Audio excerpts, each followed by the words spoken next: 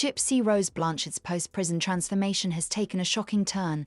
What initially seemed like a quiet rebrand, a second chance at life after years of trauma and incarceration, has started to spiral into something far more chaotic and concerning.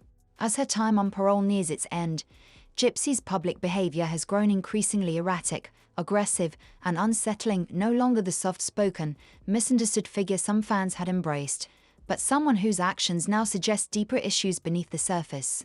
Her social media presence has become the epicenter of this unraveling.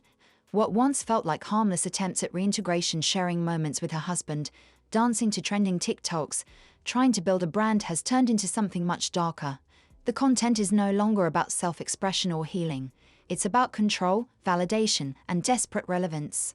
As her other avenues for fame dry up, her reality show flopping, her memoir making minimal impact, and media interviews fading, Gypsy seems to be doubling down on platforms like TikTok and Instagram, not as creative outlets, but as her last grasp at the spotlight. And it's not just the frequency of posts that's raising eyebrows, it's the content itself. Videos that are meant to be lighthearted come across as awkward and uncomfortable. In one clip, Gypsy is seen dancing stiffly in a loose jumper, clearly out of sync with the music and the moment. What might have been brushed off as a harmless, cringy dance was met with brutal honesty from viewers. One person commented, "Can't dance, loser," a typical internet jab. But Gypsy's response was anything but typical. Instead of ignoring the hate or responding with grace, she lashed out, saying that if she hadn't had a traumatic childhood and missed out on school, maybe she could have learned how to dance. That kind of reply might seem understandable at first glance, but when you peel back the layers, it's revealing. Rather than taking the comment with a grain of salt or using it as a moment of vulnerability or humor, she turned to defensiveness and blame. So, Gypsy girl, what is your problem? Like, we're just trying to help. I mean, you can't dance. Maybe take dance lessons. Exactly. If you want to do TikTok trends. I don't know. Just a suggestion. But, yeah, I don't know. I just thought that was funny. I really did. I thought it was funny. Because this is like her second or third or fourth or fifth one that she's been like dancing and parading around like she can dance and like thinks she's like hot stuff. And like, I'm not hating. None of that. Trust me, because I'm not jealous. But, exactly. I don't know. Y'all saw the eyebrows? See that? It's the filter. Don't judge me. Because these are drawn on, but there is real hair in there, I promise. But the filter like makes it move. Okay. Anyway, I don't know. What do you guys think? Like I said in my last video, I think when I posted it last night, June is right around the corner. This is just the beginning of it. Yep. We are going to see so much drama and all of this animosity that has been building up inside of Gypsy for us content creators saying what we have been saying about her, which is the truth. Exactly. Is going to explode. And she's going to explode. And I have a feeling she's going to go off on a lot of people. So we will have plenty of content to post and update y'all on.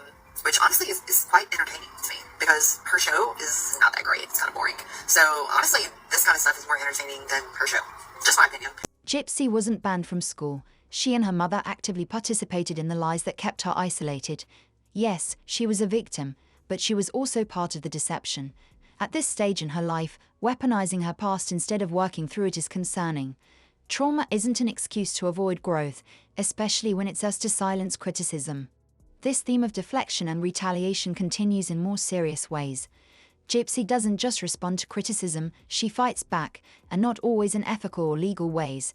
One of the clearest examples is what happened with TikTok creator Becca Scott. Becca didn't randomly target Gypsy. She made detailed videos calling out inconsistencies in Gypsy's story and public persona. Instead of addressing the critiques head-on or providing clarity, Gypsy reportedly retaliated with full force. Alongside her close friend Bree, she allegedly doxed Becca, revealing private information including where she worked, lived, who she was dating, and even involving her children. This wasn't vague online drama. This was a dangerous act of cyber harassment, one that crosses serious moral and legal boundaries.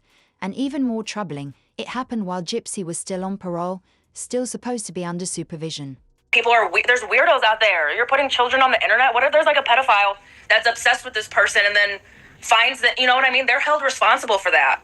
And it's really not okay. Doxing of any sort is not okay. And I'm really sorry to whoever that happened to. Yeah, it's Becca Scoops here in this specific thing that we're talking about. Big time doxing. Completely put out all her private information. No one knew about it. You have to actually search and do the research and dig in and do some dirty stuff behind the scenes to gather the information of pointing who Becca Scoops is, and this is what they've done. And then they put out her complete certificates and all these sort of information on her, showed it on the screen, which, by the way, the video that Bree made that Gypsy Rose just reposted twice today. She knows that she doesn't like Becca, and she's best friends with the person that created that video, of that doxing video. And I just quickly looked up some of the states, and there aren't many. California. It didn't stop there. Another disturbing incident involves creator Ivory Rose. After Gypsy's husband dared someone online to drive by their house, Ivory took the bait and did it. Was it immature? Yes. Was it illegal? No. But Gypsy's alleged reaction was extreme. Reports say she sent someone with a criminal record and a weapon to confront Ivory. Not only that, but people in Gypsy's circle reportedly drove by Ivory's home and workplace. Again, this happened while she was technically under the supervision of a parole officer. Nasty has been perpetuating this lie about me and Gypsy rotting past her work. Let me tell you that I was out there the other day when I was, and we went to, like a different part, we'll just say that. Like we ate and cut off, but we went to the store somewhere else. And it took me literally 45 minutes to get there. And that is around where she works. And now she's saying something about, riding by her job. All you did was, like, you just know where her job is. And you passed by it and you said, I seen her work because she wears her work shirt like an idiot on lives. And when me and Gypsy went somewhere and we were driving past, it's like, oh my God, that's the place that's on, woo-woo shirt. These actions don't scream healing. They scream hostility, power plays, and calculated intimidation. It's time to stop pretending this is all harmless or just drama. Gypsy is no longer the tragic figure from documentaries. She's now an influencer with a platform, and how she's using that platform should be deeply concerning to anyone watching. The end of her parole isn't just a date on a calendar. It's the removal of the last safeguard between her and total freedom. And if this is how she's behaving with restrictions in place, it's chilling to imagine what she'll be capable of when there are none. She knows that once that day arrives, there won't be any formal rules left to hold her back, no legal oversight, no restrictions, no one to answer to. If this is the version of her we're seeing now, still under some form of control, it raises the question, what happens when that control disappears completely? You'd expect that after all she's been through, Gypsy would want to stay out of the spotlight. Maybe she'd focus on healing or try to rebuild her life quietly. But that's not what's happening. Instead of being cautious, she's embracing the attention in a way that doesn't feel like growth, it feels performative. She's not trying to move on. She's doubling down, indulging in this strange public fascination with her story. She's not just accepting the spotlight, she's demanding it, no matter what it costs her credibility. One moment that stood out involved a TikTok creator who posted a brutally honest video about Gypsy. The creator didn't soften anything. They described her as someone who carefully planned her mother's death, labeling her with harsh terms and even quoting Gypsy's own chilling words from the past. They stripped away the sympathy and laid out the reality of her involvement. Gypsy wasn't portrayed as a passive victim. She was the architect of the plan, the one who pulled the strings. And yet, instead of reacting with denial or trying to defend herself, Gypsy shared the video, not because she wanted to challenge the narrative or explain her side, but because the same person had complimented her hairstyle. That's all it took, a kind word about her appearance, for her to overlook everything else. This isn't just about being vain. It's a deeper kind of need, a desperation for affirmation that's strong enough to drown out uncomfortable truths. The fact that she promoted a video labeling her a murderer simply because it praised her haircut says a lot about where her priorities lie. It's not about facing her past, it's about being admired in the present. This need to be seen, to be liked, to be validated, has become so consuming that it seems to override any sense of self-reflection or remorse. Look at her online presence, side-by-side photos comparing edited selfies with her mugshots, glowing up her image in every way possible. The filters, the angles, the airbrushed features, it's not just a makeover, it's a reinvention. She's crafting a version of herself that fits the narrative she wants people to believe, not the one that aligns with reality.